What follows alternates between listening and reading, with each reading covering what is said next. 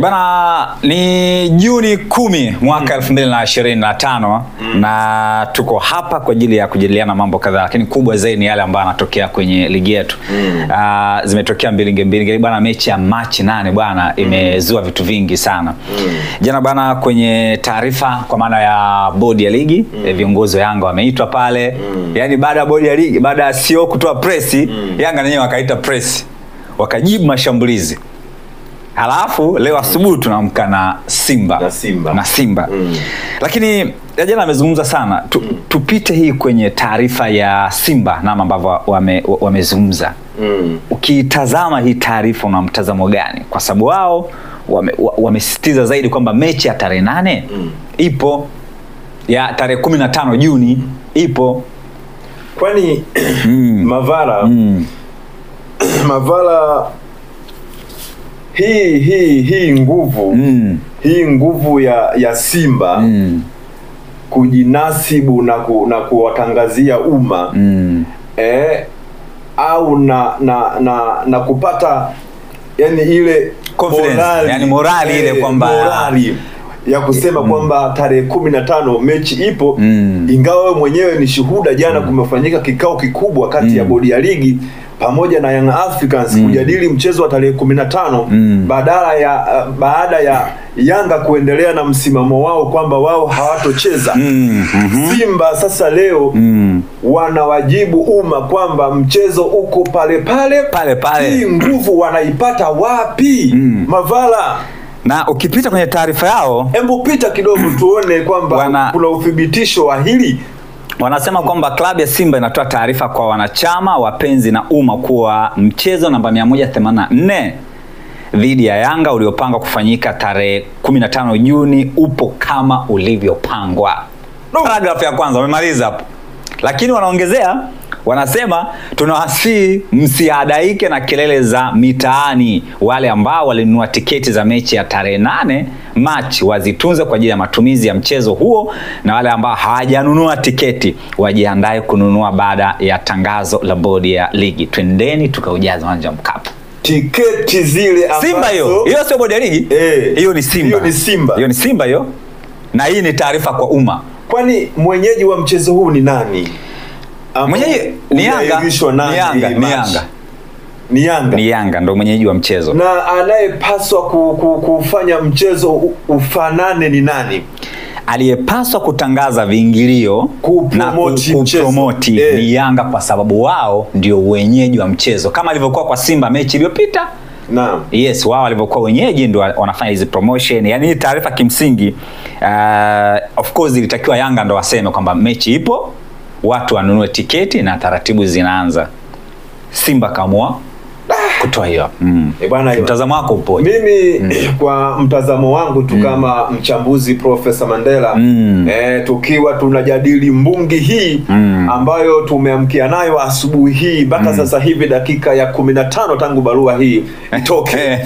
Mimi kwa mtazamo wangu kwamba hii vita ni kubwa, Mavala, si ya kuizungumzia tu kwa kukurupuka.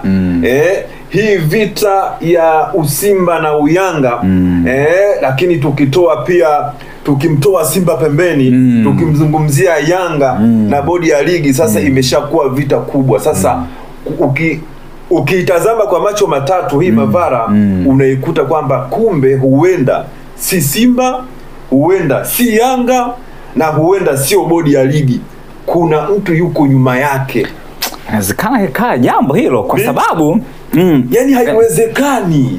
Jana barua Yanga imetoka kwa umma kwamba kuna mtu mwingine, yani kuna vita inapigwa huku, lakini wanaochezesha wako nje, sisi hatuwajui. Yes. Kwa sababu unavyosema Profesa, jana pia wakati afisa habari kwa maana Yanga imetweet press pale makao makuu, moja ya vitu ambavyo alizungumza afisa habari wa Yanga, alisema walipokaa na CEO wa bodi ya ligi kwenye kikao chao cha ndani, ambacho CEO hakusema, anasema katika ripoti ambayo ipo pale kuna simu ya mkubwa ilipigwa ile siku kwamba mageti yasifanyaje, yasifunguliwe. Na nukuu alivyosema afisa habari wa Yanga na alivokana, ndo akawa na mtumu CEO wa bodi ya ligi akasema, kwa nini CEO hajalisema hili?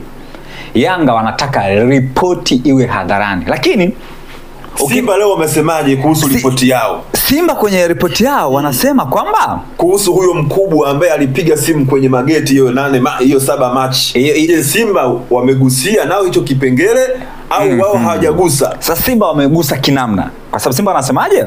Wanasema tunaomba bodi ya ligi na TFF watoe hadharani ripoti ya uchunguzi juu ya wale waliohusika kuharibu mechi ya ligi jioni ya tarehe 7 mwezi wa 3 na wachukuliwe hatua stahiki na mamlaka husika. Hawa ni Simba. Na Yanga jana wanasema tunaomba ripoti hadharani na wale ambao walihusika wachukuliwe hatua.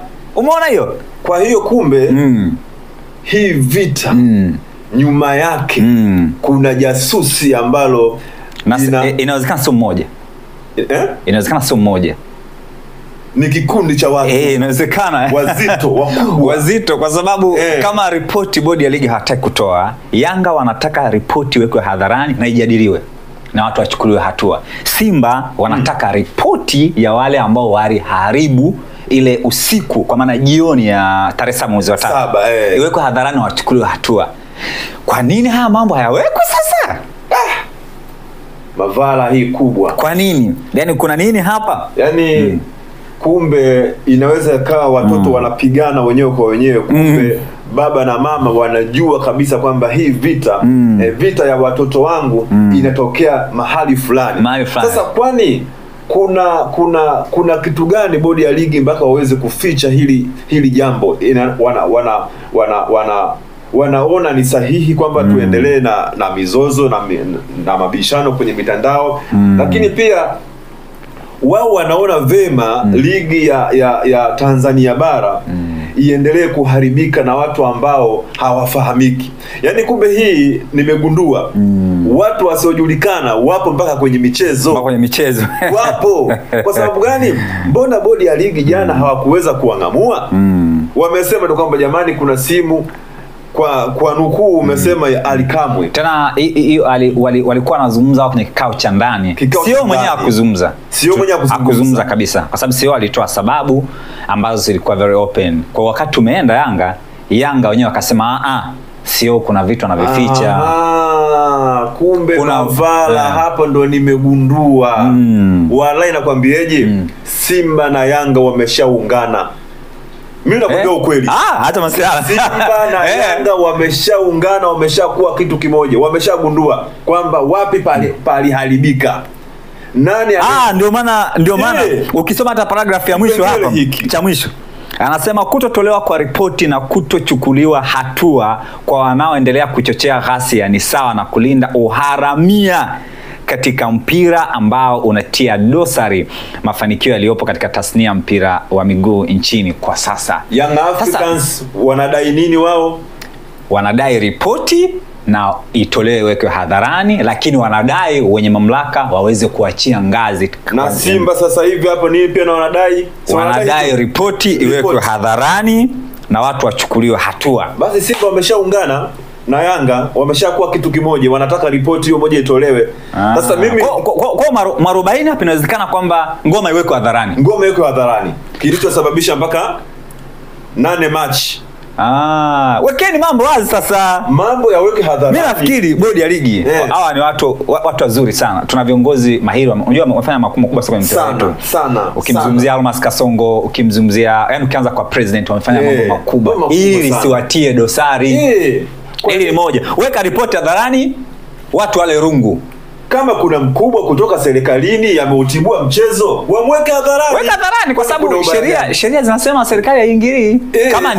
Kama si hatujui kama ni mtu wa serikali, sisi hatujui. Lakini kama kuna watu wazito, weka ripoti hadharani. Anika kwamba bwana machi 7 ule usiku aliyefunga geti ni huyu, waliofanya waweke watu wale rungu, wakishakula rungu mpira uendelee. Kwa sababu kuendelea kuwaficha ndo haya. Ndio maana ukuta Yanga hivi. Kwa nini Simba anakuwa na confidence? Anakuwa na confidence kwa sababu ile uchunguzi ripoti haijawekwa. Kwa mpaka leo yani mambo yanaenda tu. Yani wapi tunaelekea? Akina nani wanaolindwa hawa? Nani wanaolindwa sasa? Mavara. Kuna vigogo wako nyuma ya TFF na bodi ya ligi. una vigogo ambao watu wazito. Hivi kama rais wa TFF anashindwa kuliamua swala hili na likaisha, ujue nyuma yake kuna nani? Kuna mtu ambaye yuko mzito, yuko nyuma yake. Sasa mimi rai yangu, nafahamu serikali hawawezi kuingilia mamlaka ya soka hapa nchini Tanzania kabisa na Afrika kiujumla. Sasa kama wao hawana mamlaka ya kuingilia masuala ya soka, kwa hili hapa ninawaomba angalau hata kidogo waweze kuliingilia kati, waone namna gani, kwa sababu bwana Mavara, furaha ya Watanzania ipo kwenye soka. Sasa kwa hali hii ambayo tunaenda nayo, na serikali imekaa kimya na ilijibu kwamba sisi hatuna mamlaka ya kuingilia soka, lakini Watanzania zaidi ya mamilioni wanapenda soka. Watanzania wanakufa wengine kwa ajili ya soka, lakini Watanzania wengi wameinvest biashara zao kwenye soka, wanapata riziki kupitia mpira wa miguu. Sasa rai yangu kwa serikali, kama kuna mtu ambaye anajihusisha na masuala ya kubomoa ligi yetu ya Tanzania, aache mara moja, kwa sababu angalie taswira ya Watanzania na namna gani wanavyoupenda mpira wa miguu. Kama kuna kitu ambacho kinahitajika kwenye mpira wa miguu kutoka serikalini, waweke hadharani. Wanawafanya viongozi wa TFF, wanawafanya viongozi wa bodi wanakuwa hawana sauti kwenye jambo hili, wanashindwa kufanya maamuzi kutokana na maslahi ya watu wakubwa ambao wasiojulikana kwenye hili sakata ambalo linaloathiri biashara, linaloathiri Watanzania. Sasa mwisho wa siku tumekaa hata hatuna mwelekeo. Kumbuka CHAN inakuja sasa hivi hapo mbele yetu. Sura yetu wa Tanzania na maandalizi yetu ya CHAN tutayaweka wapi? Tunaonekana kama sisi ni wababaishaji. Kwa hiyo kama serikali imetia mguu kimya kuharibu ligi yetu ya Tanzania kwa maslahi yao binafsi, mimi ninatoa rai yangu tu, waone namna ya kuweza kulimaliza hili swala, ili mpira wetu uweze kukaa vema na watu waweze kuendelea na upendo wao, utani wao na utashi wao siku zote. Kwa hiyo bwana Mavara, hili jambo ni kubwa. Yaani ukubwa wa jambo hili, nyuma ya bodi ya ligi na TFF kuna watu wana control kama game. Kama PS. Yaani kuna watu wanachezesha hili sakata, wanachezesha kama PS, wapo kwenye TV. Kwa kuna watu wanachezesha hapo, huku kuna Simba, huku kuna Yanga. Kwa yeye anacheza yani game anachezesha, tuone hapo. Anawagongesha TFF kule, anawagongesha kule bodi ya ligi, anawagongesha kule Simba, anawagongesha kule Yanga. Yaani mwisho wa siku sasa unakuta kwamba watu wanaumana. Kumbe kuna mtu mmoja tu ambaye ana maslahi binafsi, sijajua kwamba maana yake ni nini. Waweke hadharani. Mimi nafikiri hatua ya kwanza kabisa, mamlaka, kwa maana viongozi wetu wa bodi ya ligi wamefanya kazi nzuri sana kwenye bodi ya ligi, wamefanya mambo makubwa. Tumeingia kwenye mashindano ya CAF mpaka tunafika nusu finali tumecheza. Nafikiri jambo kubwa sana. Mimi nafikiri yaani mwarobaini wa kwanza ile ripoti ingetolewa tu, waweke tu hadharani kwa bana ripoti kilichosababisha cha kwanza mechi ya machinani yairishwe. Kuna hawa na hawa walifanya mambo ya hovyo, wapigwe rungu kama kuna adhabu kumujibu wa kanuni na hawa wanajuana kanuni, watu wajibike. Wakishawajibika kutoka pale sasa ndo akae. Kinacholeta kizungumkuti ni kwa sababu mechi imeahirishwa. Ukiona Simba anazungumza, Simba na yeye amesimama. Yuko right, na yeye anatetea na ni taasisi yake kwamba sisi hatukucheza na nini ilikuwa hivi. Haya, na Yanga na yeye anasimama. Na ndio maana watu ukiona Simba anakuambia kuna wahuni, Yanga nyo ukimsikiliza kuna wahuni. Sasa wahuni ni akina nani? Anatuchanganya kabisa. Profesa, wazee watu wanapata mapresha kwenye kama mzee Mguto. Ni mtu ambaye bomba sana, kaongoza mtu wa maana kweli. Mzee Mguto Karia mtu wa maana mno, sio bodi ya ligi, mtu wa maana mno, mbaya mno. Weka ripoti hadharani waliofanya tumbua okoa maisha ya watu milioni 100 huko. Yaani mtu mmoja tu alipiga simu hamna kufungua mageti kwa ajili watu wapate sababu, lakini pia Simba naona kama hiki kitu wanakijua hiki. Tumalize. Sasa tu. Simba hiki wewe tu Yanga peke yao hawajui, lakini Simba hiki kuna kitu wanakijua. Wanajua mchezo. Wanajua. Ndugu yangu tukanywe chai. Bwana. Nafikiri ikitokea taarifa nyingine tutawaletea watazamaji. Yes. Jamani tutaonana baadaye. Imekuwa tamu sana. Dakika ngapi?